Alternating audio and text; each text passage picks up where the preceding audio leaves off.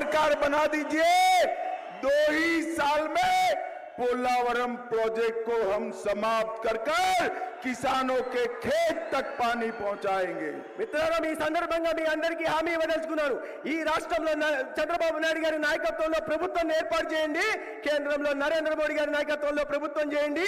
నేను ఇస్తున్న హామీ అంటే రాబోయే 2 సంవత్సరాల్లో పోలవరం ప్రాజెక్టును పూర్తి చేసి ప్రతి రైతుకు నీళ్ళు ఇచ్చే కార్యక్రమాన్ని తీసుకొస్తాం. भाई और बहनों, अभी ये इंडी अलायंस वाले घूमते हैं और कहते हैं कांग्रेस पार्टी को बहुमत दो, इंडी अलायंस को बहुमत दो।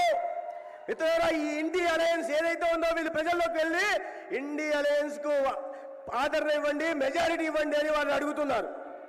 भाई और बहनों, मैं आज आप सबके सामने, आंध्र प्रदेश की जनता के सामने पूछना चाहता हूं इंडी अलायंस वालों को कि भगवान न करे, ऐसा संभव नहीं है, उनका सुपड़ा साफ होने वाला है, परंतु भगवान न करे आपको बहुमत मिला तो आपका प्रधानमंत्री कौन होगा?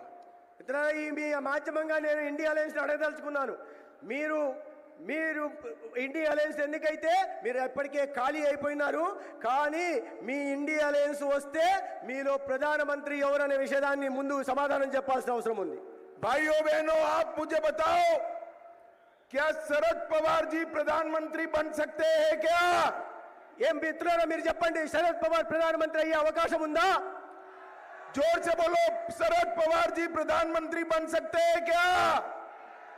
గట్టిగా ममता बनर्जी बन सकती है क्या? स्टालिन बन सकते हैं क्या? उद्धव ठाकरे बन सकते हैं क्या?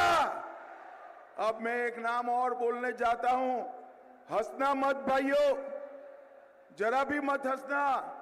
मैं एक और नाम बोलने जाता हूं, राहुल बाबा बन सकते हैं क्या?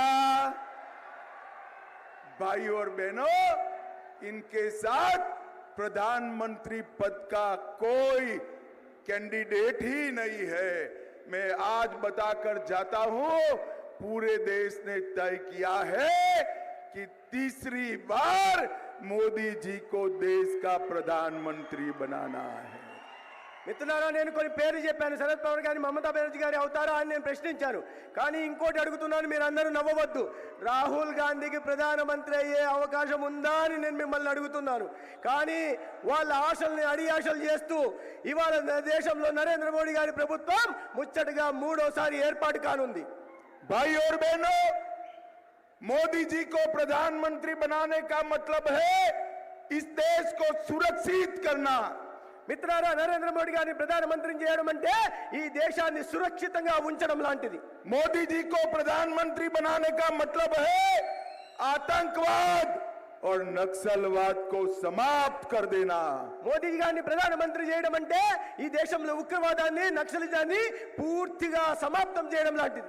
मोदी जी को प्रधानमंत्री बनाने का मतलब है भारत को दुनिया में तीसरे नंबर का अर्थतंत्र बनाना। మోడీ గారిని ప్రధానమంత్రిని చేయడం అంటే ఇవాళ విశ్వంలో భారత్ను 3వ అతిపెద్ద ఆర్థిక వ్యవస్థగా నిలబెట్టడమే. मोदी जी को प्रधानमंत्री बनाने का मतलब है 3 करोड़ लखपति दीदी बनाना।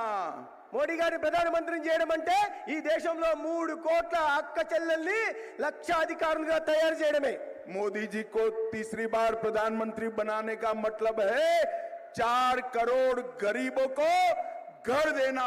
మోడీ గారిని 3వ సారి ప్రధానమంత్రి చేయడం అంటే ఈ దేశంలో 4 కోట్ల పేదలకి ఇల్లు నిర్మాణం చేసి ఇవ్వడం.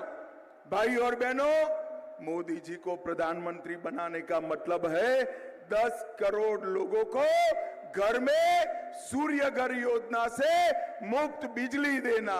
మిత్రులారా నరేంద్ర మోడీ గారిని ప్రధానమంత్రిని చేయడం అంటే ఈ దేశంలో పేదల ఇళ్లకు 10 కోట్ల మంది ఇళ్లకి సూర్యఘర్ పథకం ద్వారా ఉచితంగా విద్యుత్తుని ఇవ్వడమే. और मोदी जी को प्रधानमंत्री बनाने का मतलब है 11 करोड़ किसानों को 5 साल में 3 लाख करोड़ रुपया इनके बैंक अकाउंट में ट्रांसफर करना। మోడీ గారిని ప్రధానమంత్రి మళ్ళీ చేయడం అంటే ఇప్పటికే రైతన్నలకు అందిస్తున్న పథకంలో పిఎం కిసాన్ పథకంలో రాబోయే 5 ఏళ్లకు 3 లక్షల కోట్ల రూపాయలు నేరుగా వాళ్ళ అకౌంట్లకు వేయడమే। भाई और बहनों, मुझे बताओ, अयोध्या में राम मंदिर बनना चाहिए था या नहीं बनना चाहिए था? మిత్రులారా మీరు చెప్పండి, రామ మందిరంలో భవ్యమైన అయోధ్యలో భవ్యమైన రామ మందిరం నిర్మాణం కావాల్సి ఉన్నిందా లేదా? भाइयों बहनों, 70 साल तक एक कांग्रेस पार्टी ने राम मंदिर को रोक कर रखा। మిత్రులారా 70 సంవత్సరాలకు పైగా స్వాతంత్రం వచ్చిన నాటి నుండి ఈ కాంగ్రెస్ అయోధ్యలో దివ్యమైన భవ్యమైన రామ మందిర నిర్మాణం జరగకుండా ఆపింది। आपने मोदी जी को दूसरी बार प्रधानमंत्री बनाया।